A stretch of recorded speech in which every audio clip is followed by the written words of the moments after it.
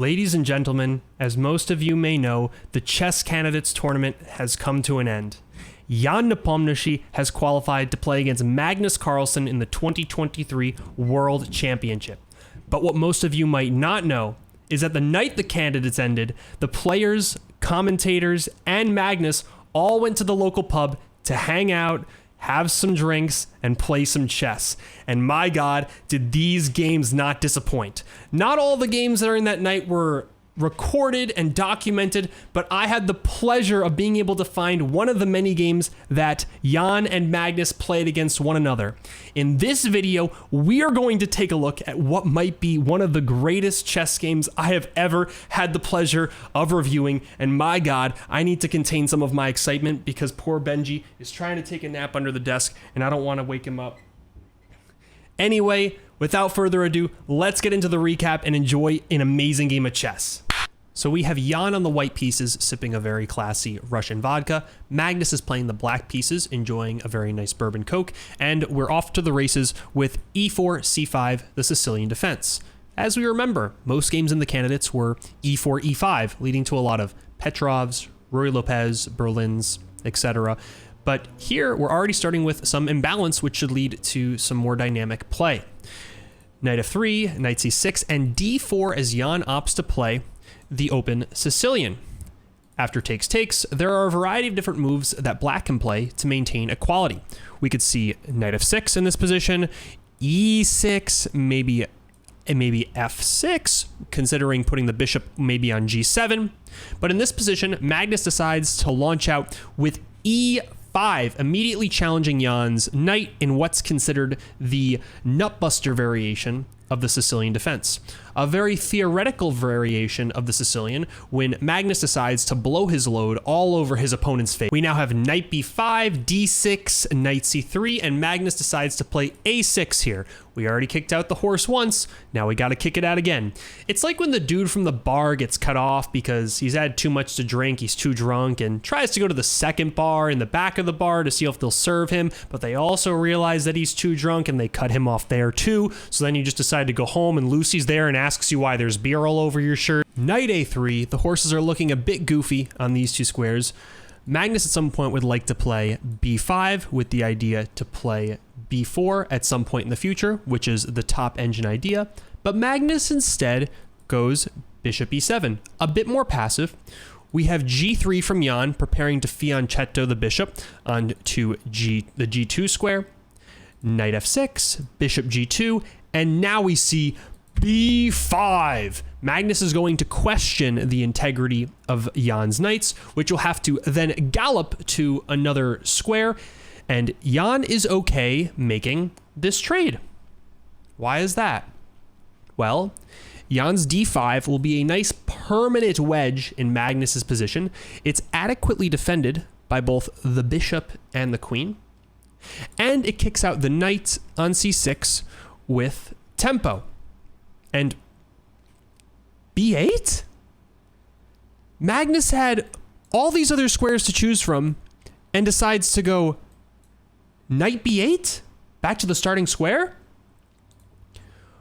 We have castles from Jan, a very principled move, and knight d7 from Magnus. Now we see the idea. Magnus wants to reroute the knight to either f6 or c5, where it has better long-term prospects, but not right away, to keep options open for the future. Now, if this were a game played between two 800s and you played knight d7, I would smack you in the face and say that you should have castled. But knight d7 is top engine move! Now, Jan is thinking, okay, if I give Magnus a couple of moves, he's going to coordinate all of his pieces and have an impenetrable position with no weaknesses. So I need to start playing for an attack. c4 from Jan, and if you take, then knight takes c4, and you activate a piece that was previously sitting on the edge of the board doing nothing, kind of like the first grader who wants to play tag with all the other kids at recess but is too shy to ask to join. Yeah, so instead, Magnus just ignores it. He just ignores it. Takes, and now a calm knight c2 from Jan. But Gotham, why can't Jan capture the pawn on b5? It's just a free pawn, and this is why you're 500, Timmy. Why don't you pause the video and see why we can't capture on b5? Very good. Because if knight takes b5, there is bishop a6, pinning the knight to the rook. And the queen cannot come in to help because queen b8. And the pawn cannot come in to help because after takes, the rook is hanging. The rook is hanging. So instead of engaging in any of this, Jan plays a nice, cool, calm, and collected knight c2 and a commanding f5 from Magnus with ideas to play f4 and open the file and activate his rook. So what we have here, knight b4, bishop f6, and the game is 0-0-0. There is no advantage. Material is equal. Both players have an isolated pawn, but oh boy, things are about to start heating up. We have knight c6 from Jan, forcing the queen to slide out of the way, and now we have a4 with ideas from Jan to trade a bunch of pieces on this a4 square, such that he will wind up with a passed b pawn that he can start marching down the board. But instead of this, Magnus goes knight c5, and you cannot take as white because the rook is still hanging. But Magnus misses a move here for Jan, which the engine sees a5, making a passed a pawn that can be reinforced by the b pawn. And Jan doesn't see it. Jan doesn't see it and instead plays bishop e3, and now Magnus picks up a pawn. He's just up a clean pawn. Queen c3, bishop e7, and Magnus is stockpiling pressure on this very strong knight of Jan's on c6. So Jan plays b3, top engine move, and says, look, man, you kicked out my knight earlier for having a bit too much to drink. Now I'm going to kick out your knight. He's looking a little tipsy. The only safe square for the knight, of course, is c5. So Magnus orders another drink from the bar and says, I'm not ready to go home yet. f4, danger levels, counterattacking the bishop. And if you take with the pawn, there is takes on f4 and then oopsies. Now, of course, the computer says this is holding with bishop d4, but then after queen h5, this is absolutely crushing for black, and it's very hard to hold this as the white player. So instead of taking, we have takes here, and now Jan's pawn can actually take on b5 because the rook is no longer hanging. It's protected by the other rook. And in this position, Jan has temporarily restored material equality with a beautiful passed d pawn, and neither player wants to capture with their rooks and relinquish control of the a file. Right? Right? Magnus plays rook takes a1 with a trade, and then bishop g5 defending the pawn. You cannot take because there is bishop takes with check, and the rook is getting in. This is crushing for black. Jan can't engage in any of this. So he says, hey, I see you're playing on the king side, Magnus. I'm going to play on the queen side with my uncontested passer and see if I can make a queen. Magnus says, oh, you have a passer? Oh, I have a passer too, buddy. And my passer is one square closer to queening, protected by my rook, and comes with a tempo on your king. The last 5 moves by Magnus have been top stockfish moves. The last 5. So Jan begrudgingly plays king h1, and we see bishop back to c8, preventing Jan's pawn from getting closer to promotion. The position is -1 in black's favor solely because Magnus has just up a pawn.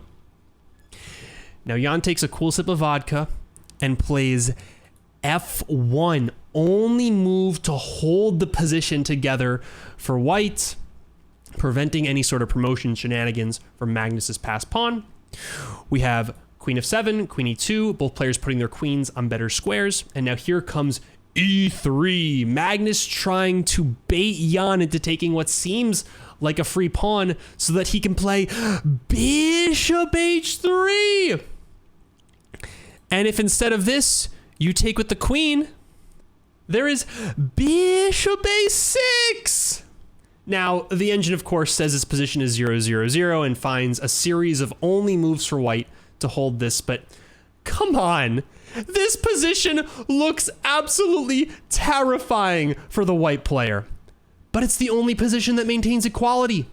And this is exactly where the game starts to run away from Jan, because in this position, Jan, instead of taking the pawn, strikes back with the move h4, attacking the bishop, and immediately blunders to a brilliant move by Magnus, the calm, cool, and collected e3, sacrificing a full bishop. But Magnus has an idea, because after rook slides over, Jan is just out of moves. King h2, and then Magnus takes a huge swig of bourbon and plays the absolutely impossible looking bishop g4, sacrificing a second bishop so he can play e2. Oh my god, what is this game? Magnus is down 2 bishops. Now the engine shows a really funny line here where white can go d8 followed by black taking and promoting to a knight, checking the white king. But Jan, of course, is only a human and plays the more human-like move, b7, deflecting the queen so Jan can now take on f2. But Magnus is just promoting. Magnus has 2 queens. Now, remember, Magnus isn't just up a full queen. He did sacrifice 2 bishops, and his queens really aren't on the most active squares currently. So Jan is going to try to set up some sort of counterplay after queen f5, defending the rook and holding together all of the pawns in the position. We have queen e3, rook f3, queen e2, knight g6. Players are shuffling around a bit. And what do you want to do when you're up material as Magnus? Right. You want to simplify the position. So Magnus offers a queen trade. And when Jan refuses, Magnus just gobbles up a pawn. And if you leave Magnus unattended, he's just going to come in your crib like Pac-Man and swallow all the pieces. The ghosts are going to try to come in and stop him. But Pac-Man went to the gym this morning, all right, guys? Pac-Man's looking hella yoked. And he's going to do some serious damage to any of you trolls down in the YouTube comments that are causing any sort of problem. Knight f5, queen e6, pinning the knight to the queen. Queen h5, Jan desperately trying to launch some sort of counterattack on black's queen, but Magnus is too well defended. He has 23 points of material guarding his king. Queen g6, offering another queen trade by Magnus. Queen g4, avoiding the queen trade by Jan. And now Magnus says, all right, I've had enough shuffling around. Hold my beer. h5, and you cannot take en passant because your queen is hanging. So instead of this, Jan goes queen c4 check, and just a soft d5 by Magnus, blocking the check with a tempo on the queen. Queen b5, queen g5, queen d7. But there is no mate here for Jan. Magnus's king is completely safe. h4, rook slides back to f1, takes king g1, and then a very relaxed g5 by Magnus, booting out the knight so black's queens can leave the defense of the king to mate white. Jan shoves in with one final attempt. Bishop takes d5, but Magnus can casually walk his king into the corner and be completely safe. And there is nothing more to be done for white. Jan Nepomniachtchi resigns after an unbelievable 47-move drunken pub brawl. Congratulations, Magnus. I'm not sure what more you could ask for out of a chess game. Fantastic stuff. Thank you so much for watching. Get out of here. Hey guys, thank you so much for watching. Just want to clarify, this video was all in good fun and in no way was intending to bash on Gotham. His recaps are amazing. I watch almost all of them. This, in fact, was a real game played by Magnus and Jan, but it was played in a tournament back in 2019, and neither player was actually intoxicated, at least as far as I know. If you enjoyed the video, please give it a like, consider subscribing, and let me know which video I should make next in the comments down below. Take care, everyone.